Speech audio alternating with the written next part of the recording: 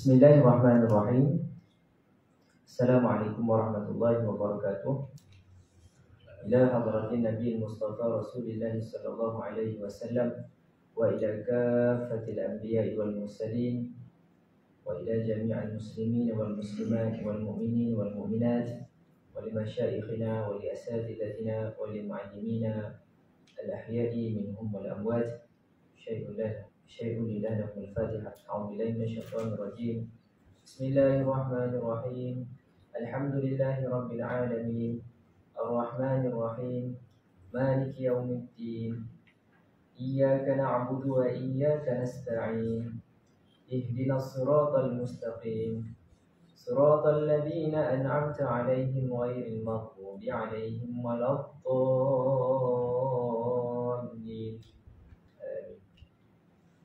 Alhamdulillah wa bihi nasta'in. Wassalatu wassalamu ala sayyidina Rasulillah wa ala alihi wa sahbihi ajma'in. Allahumma inna nas'aluka 'ilman nafi'an warzuqna fahma. Muslimin dan muslimat yang dirahmati Allah sekalian, kita hadir pada malam ini dengan niat yang ikhlas insya-Allah untuk bersama-sama berusaha meningkatkan ilmu dan kefahaman kita tentang agama Islam ini, dan mudah-mudahan dibantu oleh Allah Subhanahu Wa Taala agar kita faham dan dapat diterjemahkan dalam bentuk amalan yang mana akan menjadi bekalan kita untuk menuju ke hari yang kekal abadi nanti. Muslimin dan muslimat sekalian, alhamdulillah kita telah bertemu dalam dua pertemuan sebelum ini, dan dalam pertemuan sebelum itu kita telah memulakan dengan membicarakan kepribadian Al-Imam An-Nawawi radhiyallahu ta'ala wa ardah, untuk kita lebih dekat dengan penyusunan ilmu-ilmu oleh Imam An-Nawawi rahimahullahu ta'ala. Baik.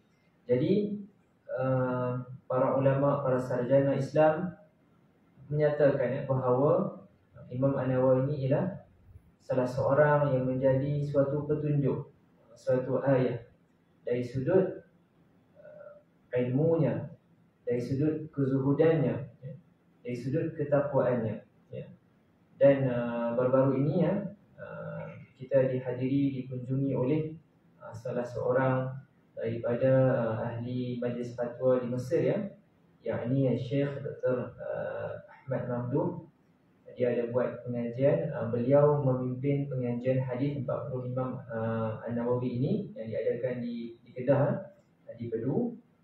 Yang mana di Pedu, di Kuala Nerang itu ada diasaskan sebuah tempat pengajian dengan nama Zawiyah Nasriyah yang dipimpin oleh Ustaz Nazrul Nasir.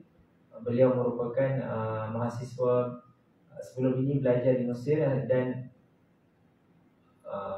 lama berada di Mesir menuntut ilmu dengan para ulama, dan beliau kembali ke Malaysia dan memulakan usaha pengajaran yang berpusat di Kedah. Jadi mungkin nanti kalau tuan-tuan dan puan semua nak buka cari, insya-Allah boleh. Dan dalam pengajian kitab 40 hadis Imam Nawawi ini, dalam sesi-sesi permulaan tersebut, Dr.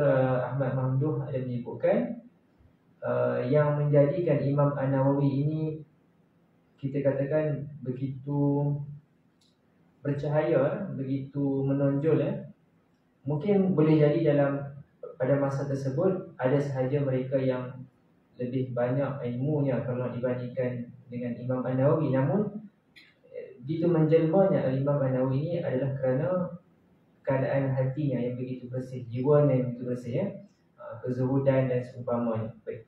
Jadi pada malam ini kita akan menyebutkan beberapa lagi. Mudah-mudahan dengan kita membicarakan kepribadian imam dan ulama-ulama Islam ini menjadi panduan kepada kita,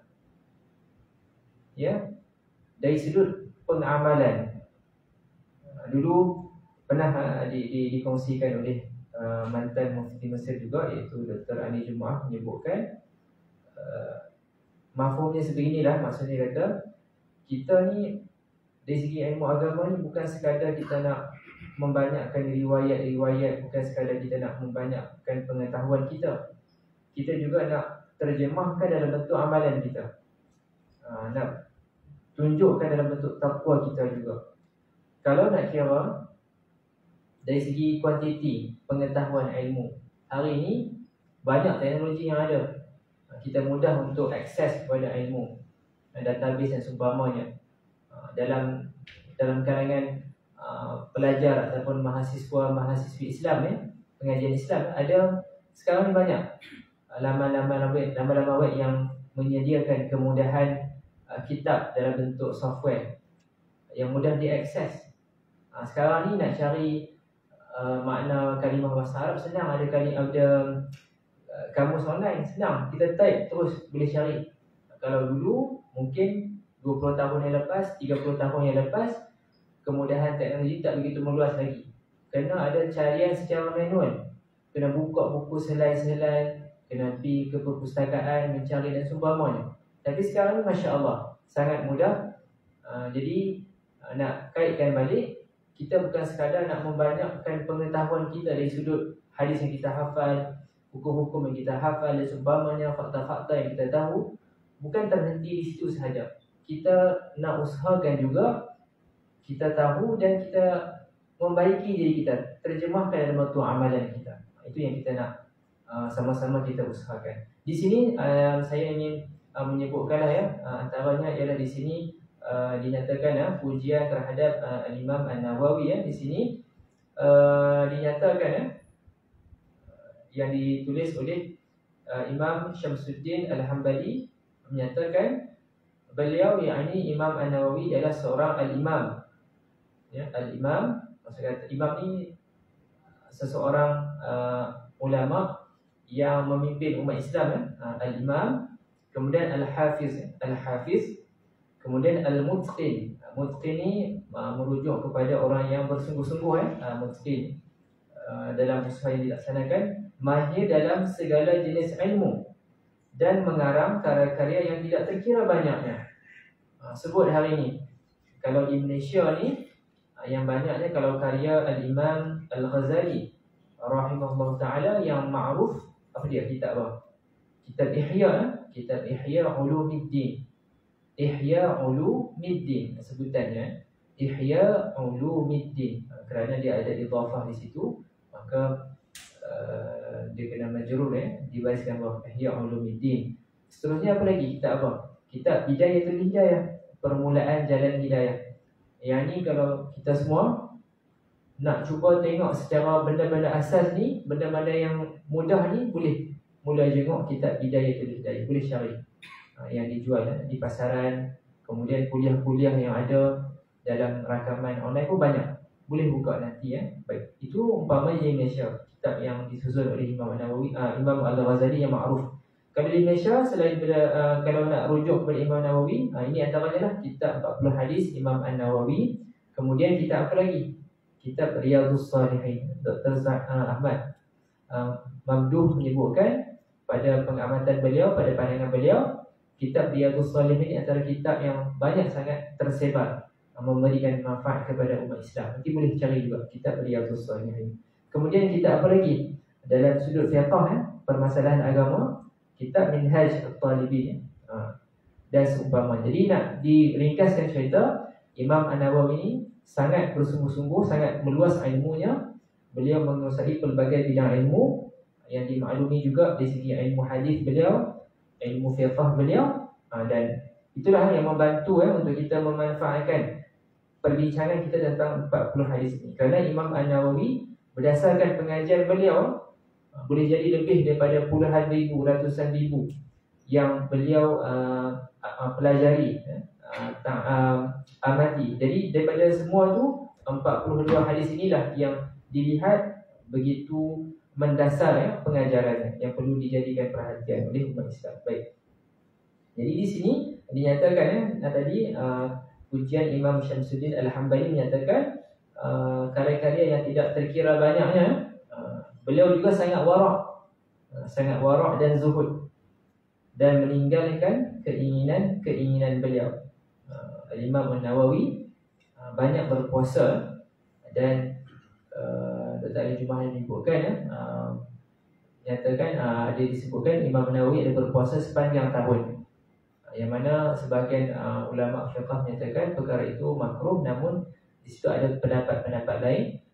Namun di sini nak beritahu bahawa bagaimana Al-Imam An-Nawawi sangat padat dia punya pengisian masa beliau untuk tujuan ilmu.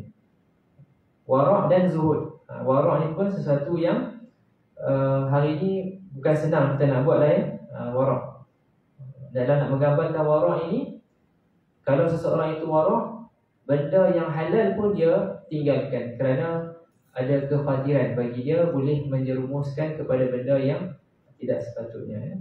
Benda zuhud. Baik, itu sebab sedikitlah ya, supaya kita hidup jiwa kita untuk berusaha menterjemahkan ilmu-ilmu yang kita faham ni dalam bentuk amalan ya. Baik.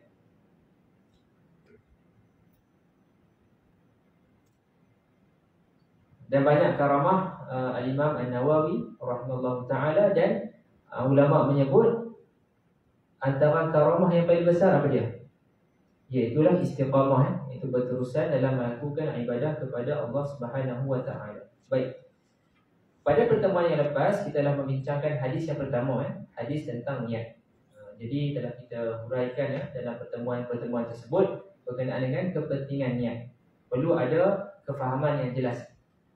Saya maklum di surau ni ada pengajian fiqh kan, menggunakan kitab fiqh al-manhaji kan. Jadi semua menceritakan peraturan-peraturan hukum rukun-rukun semua. Jadi kalau kita perhatikan balik dalam ibadah-ibadah Islam ni memang melibatkan niat ya. Jadi kena berikan perhatian. Baik. Pada malam ini insya-Allah kita akan teruskan perbincangan kita. Kita mula beralih ke hadis yang kedua dalam kitab 40 hadis Imam yang disusun oleh Al-Imam An-Nawawi. Baik. Tuan-tuan dan puan, kalau ada salinan PDF ke boleh merujuk kalau nak lihat teks hadis tersebut ya. Okay, baik.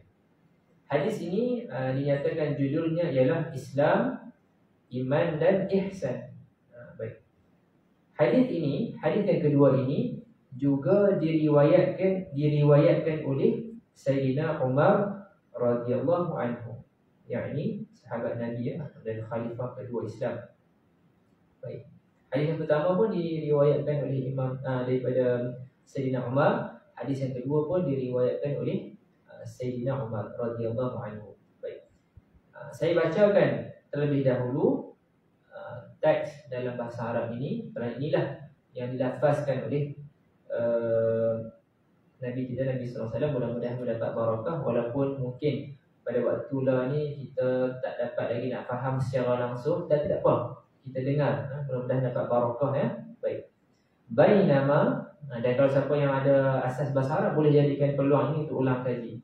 Bainama nahnu inda Rasulillah sallallahu alaihi wasallam dzata yaumin id tala'a alaina rajulun shadidu bayadh thiyab shadidu sawad asy-sya'r la yura alaihi atharu as-safar ولا يعرفه منا أحد حتى جلس إلى النبي صلى الله عليه وسلم فأسند ركبتيه إلى ركبتيه ووضع كفيه على فخذيه وقال يا محمد أخبرني عن الإسلام فقال رسول الله صلى الله عليه وسلم الإسلام أن تشهد أن لا إله إلا الله وأن محمد رسول الله وتقيم الصلاة وتؤتي الزكاة وتصوم رمضان وتحج البيت إن استطعت إليه سبيلا قال صدقت فعجبنا له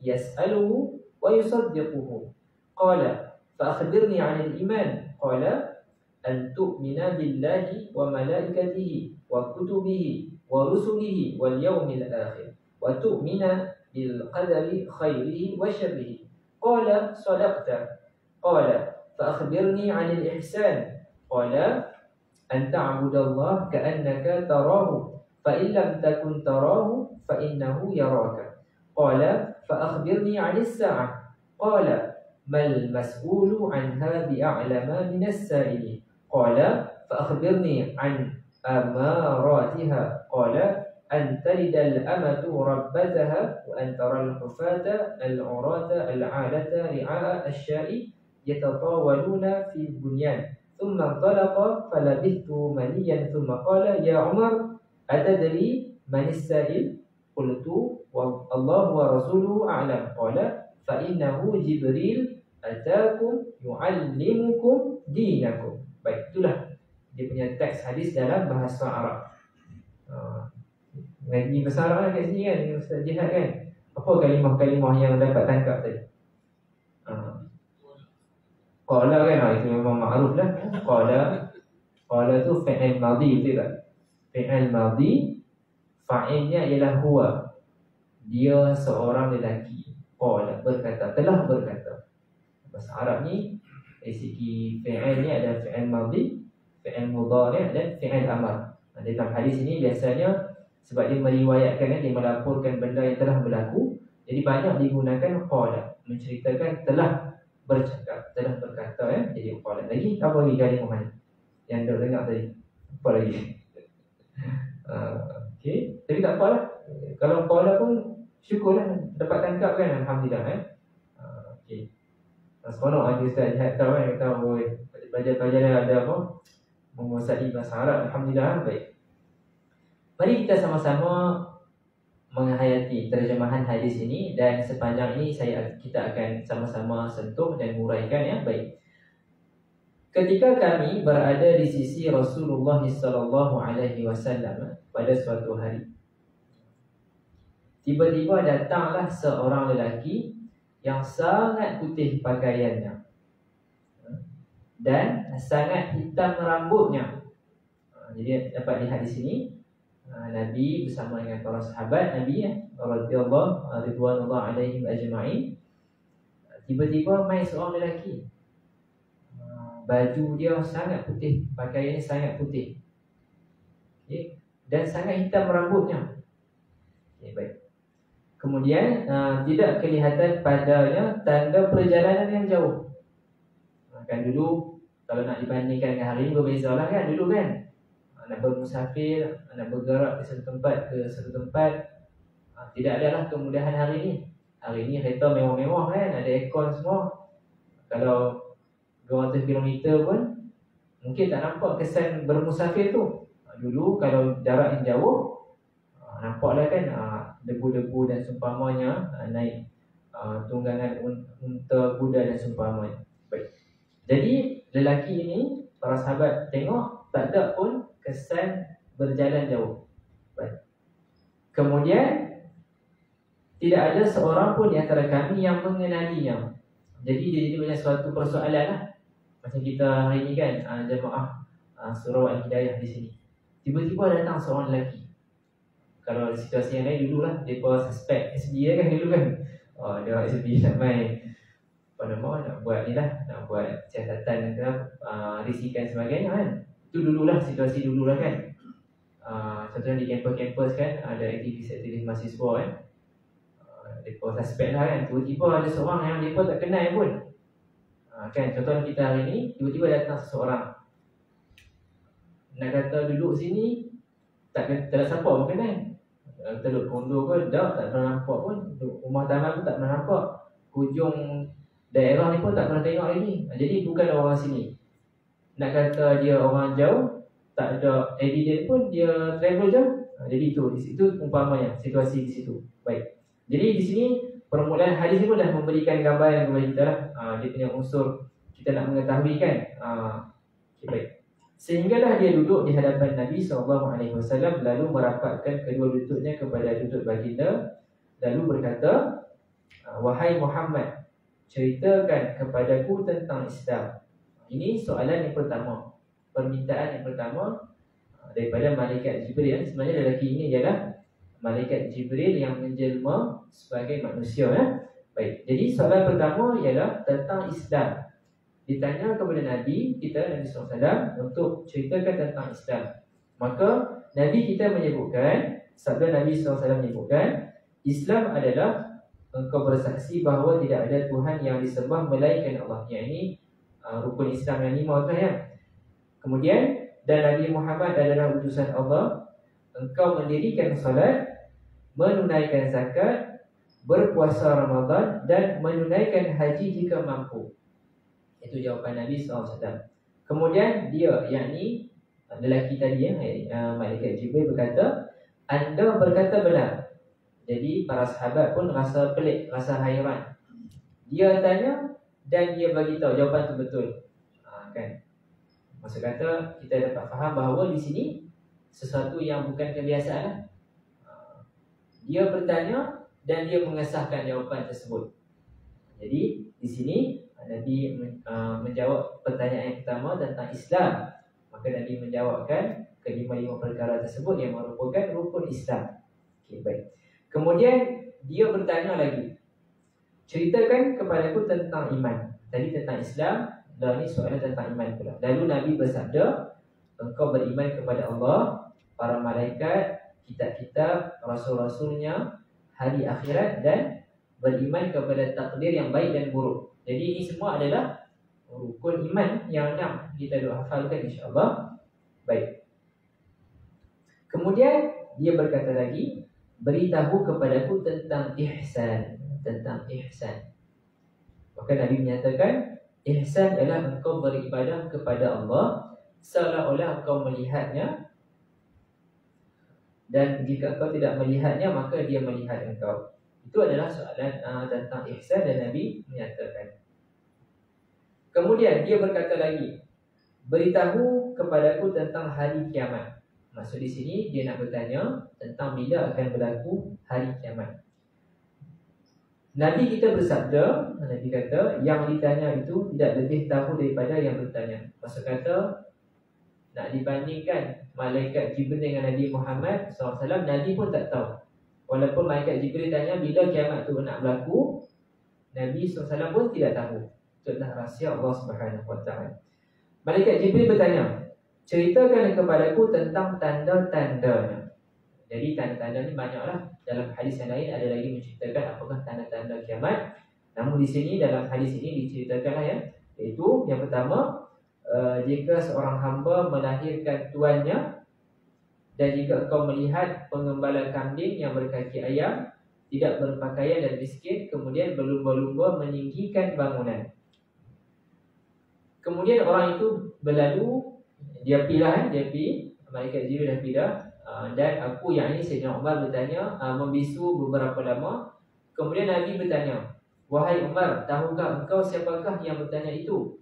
Aku berkata, Allah dan Rasulnya lebih mengetahui. Baginda bersabda, dialah Jibril yang datang kepada kamu mengajarkan agama kamu. Lihat, di hujung hadis ini Nabi menyatakan kedatangan malaikat Jibril ini adalah nak mengajarkan kepada kamu agama kamu. Betapa besarnya peranan dan kedudukan hadis ini ya. Baik, kita akan cuba pergi satu-satulah, kita tengok balik. Jadi rukun Islam ya. Okey, baik. Daripada hadis ini juga ya, sebagaimana yang disyarahkan oleh Al-Imam Dr. Ali Jummah juga menceritakan bahawa hadis ini menggambarkan 3 cabang ilmu dalam Islam yang utama. Baik, daripada elemen Islam ini dibahaskan oleh itulah ilmu-ilmu berkenaan dengan syariat, ilmu-ilmu berkenaan dengan ibadah, ilmu-ilmu berkenaan dengan fiqh. Ya. Jadi kita benda ni pun perlu. Kita nak solat ni tak boleh sekadar kita suka-suka. Kita kena ada panduan syariat, kena tahu apakah syarat sah, apakah rukun solat dan seumpamanya. Semua itu perlu dipatuhi, perlu dipelajari dan dilaksanakan. Ya. Semua itu kena ada peraturannya. Umpamanya puasa, ya, puasa pun ada peraturan-peraturannya yang perlu kita patuhi. Ya. Kok lah dia kata hari itu saya terjaga lambat. Saya terjaga lambat, dah azan subuh dah 30 minit dah, saya baru terjaga. Dan saya kira tak apalah sebab saya terlupa kot, saya tak terbangun, saya nak sahur juga. Tak boleh. Dia kena rujuk balik peraturan tentang perkara yang membatalkan puasa, sahur dan seumpamanya. Tak boleh dia buat andaian sendiri. Dia kena merujuk kepada peraturan-peraturan syariat. Kena ikut. Itu dia yang dibahaskan oleh ulama tentang Islam tadi, dia merujuk kepada ilmu berkenaan dengan syariah, dengan fiqh, ibadah-ibadah kita, ada panduan-panduan. Baik, itu insya-Allah kita berterusan usaha untuk belajar. Kan? Hatta para mufti sekalipun, mereka pun tidak mampu, ialah mungkin ada, tetapi secara umumnya dengan keterbatasan masa yang kita ada, tidak semua yang mampu menghafal, memahami semua permasalahan yang ada. Jadi kita pun samalah, lebih-lebih lagi kita orang awam, kita cuba apa yang kita mampulah, ya. Benda-benda yang asas itu kita usahakan. Alhamdulillah, di surau ini pun dah ada pengajian tentang ibadah, ya. Fiqh al-manhaji, kan. Manfaatkan, ya. Baik. Itu yang pertama tentang Islam. Soalan yang kedua tentang iman. Itulah yang ulama nyatakan tentang ilmu ibadah, ilmu akidah. Ilmu akidah, ilmu tauhid. Ya. Keimanan kita, pasak dalam diri kita ni, akidah kita, simpulan yang kuat dalam diri kita tentang akidah. Kerana apa? Akidah yang benar ini juga adalah satu syarat yang utama untuk mendapat penerimaan amal oleh Allah Subhanahu Wa Taala dan selamat kita di dunia dan akhirat.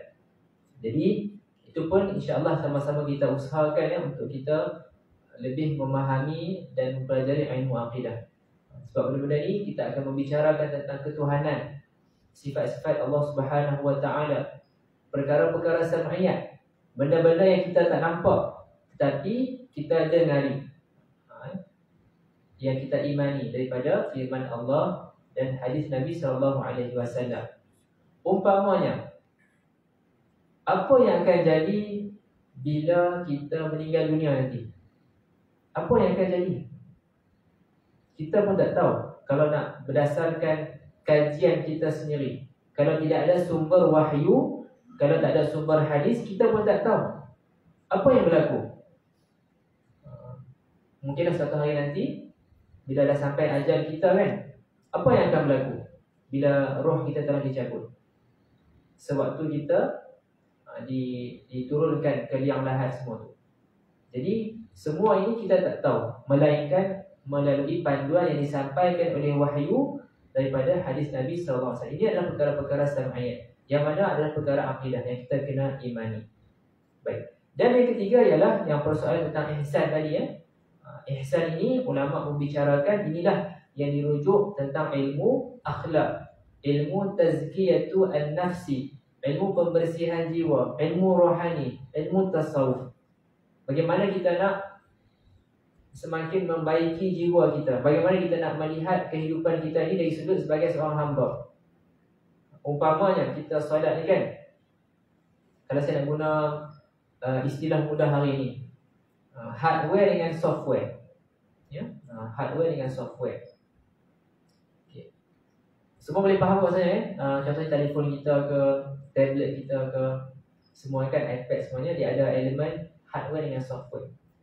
Okay. Kalau boleh saya kemukakan analogi ini, kita hadir solat ini, ya, perkara-perkara berkenaan dengan rukun solat, syarat sah dan sebagainya, rukun perkara-perkara yang perlu dilakukan sebagai imam dan makmum, semua tu boleh kita analogikan sebagai hardware dia, ya.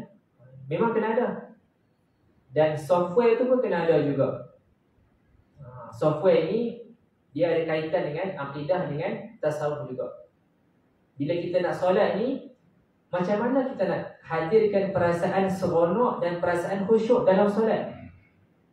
Dulu, kan, masa kita kecil-kecil dahulu, mungkin pada permulaan awal kita nak biasa solat, mak ayah kita, ustaz-ustaz kita mungkin cengeng lah, kan, zaman dulu, kan. Hutan ke apa semua, pulas telinga ke sebagainya. Jadi waktu tu kita solat mungkin rasa ada desakan yang datang daripada luar, external force. Kita semayang pun rasa nak cepat-cepat habis dan cukup-cukup semua, nak sambung main, contohlah, kan. Tapi lah bila dah makin dewasa, tak patutlah macam tu, kan. Takkan nak semayang gaya umur 10 tahun dulu, dah lah. Lah ni kalau boleh kita nak cuba usahakan solat ni kita rasa ada perjalanan rohani kita. Bila bermula daripada kita solat itu sebab itulah kan kita belajar dulu hadis tentang amalan yang ringkas pahala yang banyak, bagaimana diceritakan ketika wuduk itu pun dah ada dosa yang tergugur. Jadi dalam proses kita nak solat itu pun perjalanan rohani kita punya software kita tu, dalaman kita tu, kita dah mula dah, bila saya berwuduk ni dosa-dosa dah digugurkan. Kemudian kita takbiratul ihram, Allahu Akbar. Kaitkan juga dengan ilmu bahasa kita belajar. Allahu Akbar tu maksud dia apa dia? Allah Maha Besar, dari sudut kekuasaan Allah SWT. Kemudian kita solat, jiwa kita tu sentiasa terhubung untuk memikirkan kebesaran Allah, berusaha untuk kita membaiki diri kita. Jadi benda-benda macam ni, macam mana kita nak latih? Maka itulah dari sudut pengkhususan ilmu tasawuf, ilmu tazkiyah tu an-nafsi, yang membicarakan soal-soal jiwa kita. Bagaimana kita nak bersangka baik, melihat takdir dan takdir Allah Subhanahu Wa Taala. Baik. Jadi itu dia tentang ihsan. Jadi kita nak kaitkan dengan ibadah solat yang kita lakukan itu, ada elemen software dan elemen hardware dia. Jadi itulah, solat itu sama-sama kita usahakan agar solat kita itu solat yang kita rasa seronok nak solat. Dia ada macam jiwa dia tu terhubung dengan Allah Subhanahu Wa Taala. Ada satu kisah lah. Ni Ustaz dulu cerita juga perkara-perkara yang ajaib berlaku semasa solat. Setengah orang kan, dia duduk pening-pening cari kunci kereta. Waktu tak solat dia tak jumpa tau. Bila dia start takbiratul ihram, masa semayang tu dia jumpa kunci tu kat mana. Masa kata macam mana, kepala dia ligat, dia fikir kat mana kunci ni kan. Jumpa masa solat tu. Okay, waktu tak solat tak jumpa. Kan. Mungkin jugalah dalam kalangan mak ayah kan, waktu solat dia dah dia duk fikir macam-macam. Esok ni nak siapkan buku apa untuk anak ni semua ni kan. Waktu solat dia duk fikir. Lebih-lebih lagi masa dia jadi makmum kan. Masa dia baca Fatihah, dia baca Fatihah lah. Masa imam baca surah lain tu, waktu tu dia free sikit, dia start fikir lah, apa dia ni kan. Jadi itulah nak kata, ialah kita semua insya-Allah orang awam yang kita akan sentiasa usaha untuk membaiki kualiti solat kita. Namun di sini nak beritahu bahawa sudut jiwa kita tu kita nak usahakan agar mudah-mudahan kita semakin membaiki. Solat kita itu semakin ada rasa seronok. Sebab itulah tuan-tuan dan puan sekalian, ada 7 golongan yang akan mendapat naungan arasy Allah Subhanahu Wa Taala, yang merupakan golongan VIP di mahsyar nanti. Salah satunya ialah mereka yang hatinya sentiasa terpaut dengan masjid, dengan surau. Habis solat isyak malam ni, dia rasa seronok nak main solat subuh tu pula. Bila dah habis solat subuh tu, dia dah terfikir pula macam mana nak solat zuhur nanti. Hati dia sentiasa terikat dengan solat, dengan masjid, dengan surau tempat ibadah. Maksud kata apa? Dia seronok dalam solat. Bukan sebab kata surau buat jamuan sedap kan, tak. Ada fikir malam esok nasi Arab pun, nasi kambing ke apa semua. Malam lusa laksa ke, tak. Bukan sebab tu. Dia seronok disebabkannya ibadah jiwa dia dengan Allah Subhanahu Wa Taala. Baik. Jadi itu yang kita cuba usahakan. Solat kita ni solat yang ada kehadiran jiwa kita. Jadi benda itu yang dihukumkan. Sebab itu dalam hadis ini dinyatakan engkau beribadah kepada Allah seolah-olah engkau melihatnya. Bukan maksud kata lihat secara fizikal, secara hakiki. Sebab itu berlaku di akhirat nanti ya. Di sini antara tafsirannya ialah kita melihat dari sudut musyahadah, dari sudut ma'rifah kita. Kita mengenali, mengetahui sifat-sifat keagungan Allah Subhanahu Wa Taala ya. Dan kalau kita tak mampu sampai ke tahap itu, maka kita tahu, kita yakin bahawa Allah melihat amalan yang kita lakukan. Baik. Pada bahagian yang berikutnya dalam hadis ini diceritakan tentang hari kiamat. Tiap-tiap hari kita sebut tentang hari kiamat. Percaya? Tiap hari kita sebut tentang hari kiamat. Masa bila? salat. Betul kan? Dalam surah Al-Fatihah ayat yang keberapa tu? Maliki yaumiddin ya. Iaitu Allah penguasa raja pada hari kebangkitan, hari kiamat. Jadi sebenarnya kita tiap-tiap hari tu diingatkan tentang hari kiamat sebenarnya. Mungkin kita tak perasan kan? Jadi lepas ni kita solat pada ayat Maliki yaumiddin tu kita ingat balik. Ayat itu menceritakan tentang Allah Subhanahu Wa Taala sebagai pemilik raja, penguasa hari yaumiddin, hari kiamat. Okey, baik.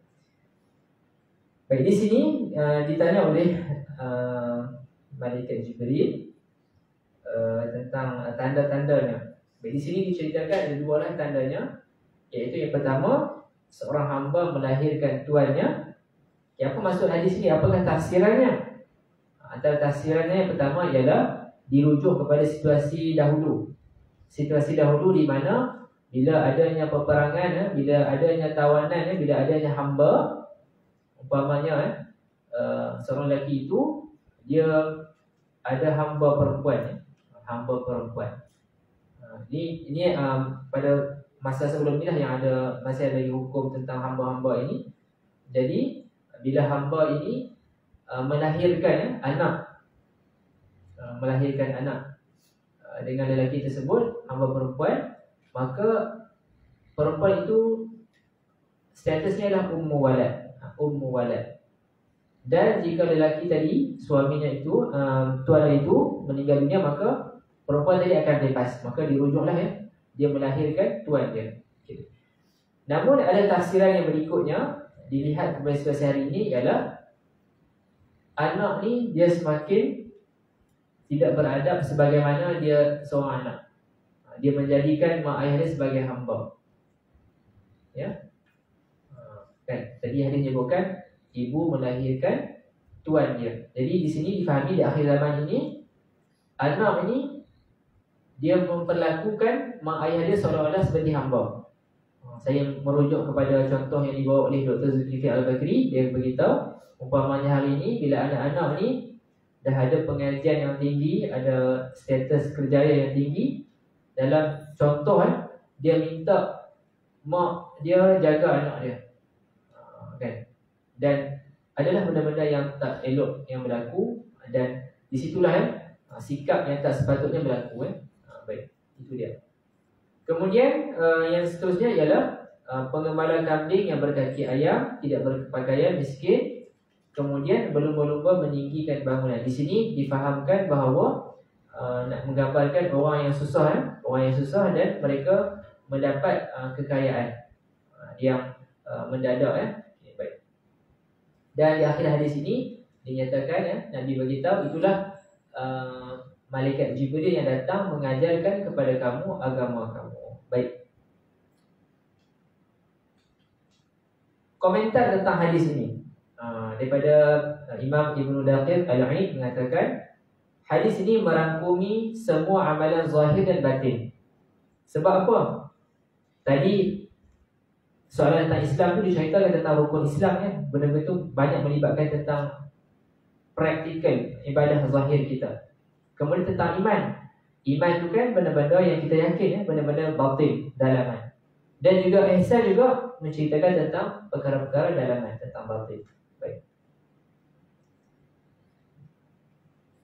Ilmu-ilmu syariat semuanya merujuk dan lahir daripada hadis ini.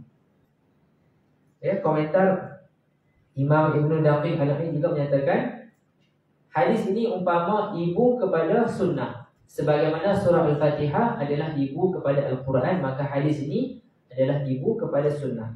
Nak menggambarkan betapa besarnya kedudukan hadis ini. Okey, baik.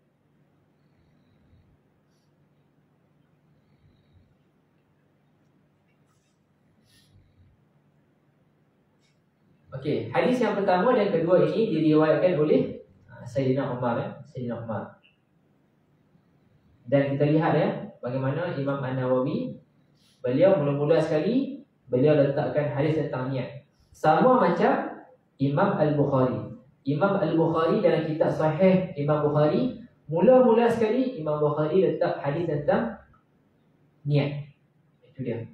Okey. Kitab Sahih Imam Bukhari, Banyak tak hadis dalam tu? Berapa ribu? Banyak kan? Kalau kita nak ngaji secara detail kan, asal kena ada kesungguhan yang betul-betul lah ya. Baik. Nak mengaji semua hadis dalam kitab Sahih Bukhari memang tak ada lah. Jadi nak ambil semangat tu apa dia? Kita boleh ambil tahu apa permulaan dan apa ending dia.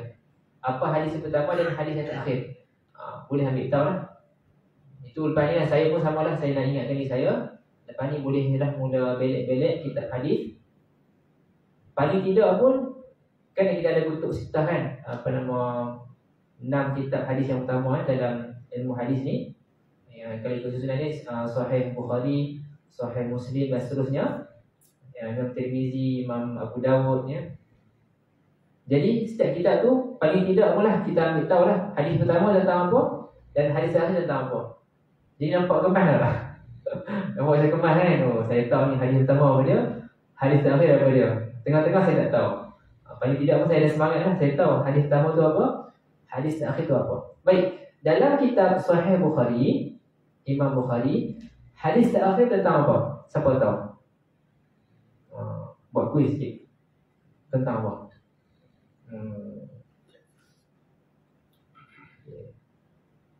Baik. Hadis terakhir ya.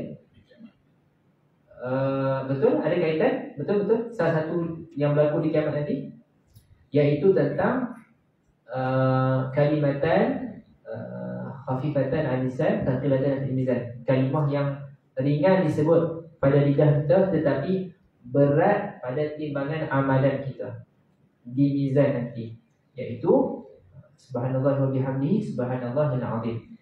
Jadi nampak tak? Bagi saya lah, pendapat saya sebagai orang awam, peminat ilmu, pengkaji ilmu, saya nampak hebat susunan idea Imam Bukhari ni. Dia mula dengan niat, yang mana niat ni permulaan ibadah kita, dan di hujung sana nanti Imam Bukhari cerita tentang situasi kita ditimbang amalan kita nanti di mizan nanti. Sebab itulah saya perasan Syekh Ali Jumu'ah dalam doa di akhir kuliah beliau mendoakan agar mizan kita nanti di akhirat itu diberatkan dengan hasanat, benda-benda yang baik. Jadi kita kena ingat balik bahawa nanti amalan kita semua ni akan dihisab dan akan ditimbang di mizan. Baik. Jadi malam ni dah dapatlah panduan ya. Lepas ni bolehlah sembang-sembang dengan ahli keluarga kita pasal seronok lah ya. Saya ni walaupun tak ngaji beribu-ribu hadis Sahih Bukhari, tapi saya tahu hadis pertama tentang apa, hadis yang last tentang apa. Jadi mula dengan hujung saya tahu lah. Jadi mudah-mudahan mendapat barakah ya. Baik. Jadi pada malam ini alhamdulillah kita dah mengambil faedah. Jadi sentiasa kena ulang kaji balik. Rukun-rukun iman tu kena kukuhkan betul-betul. Qada dan qadar ya. Dengan iman dengan malaikat, kitab-kitab dan seumpamanya, kesemuanya, maka kena kuatkan balik. Dan rukun Islam tu pun sama juga. Yang kedua apa dia? Solat. Betul tak? Solat kena jaga. Sebab solat adalah ibadah yang pertama yang akan kita diaudit nanti, dihisab nanti. Jadi jaga betul-betul solat kita. Pelaksanaan itu jaga betul-betul. Dan solat ni pula yang membezakan pahalanya nanti adalah sejauh mana kualiti jiwa kita hadir. Pahala itu akan berbeza-beza dengan nilai khusyuk yang kita ada. Kita main solat berjamaah sama-sama ni, semua dapat gandaan 27. Tapi 27 itu berbeza-beza. Contoh lagi kita bagi ibaratnya, yang main solat fardu berjamaah ini akan dapat 12 bekas 27. So bukan 27. Semua dapat 27 bekas yang sama. Tetapi dalam tu isinya berbeza-beza. Ada yang dapat sekupang, ada yang dapat seduit. Orang Kedah panggil seduit. Seduit berapa seduit? 1 sen. Sekupang 10 sen Kalau ni seduit dah tak ada, tak guna dah. Kalau dekat kedai dah ni dia akan round kan. Dengan harap dia dapat seduit tu 41 sen jadi 40 sen. Kan?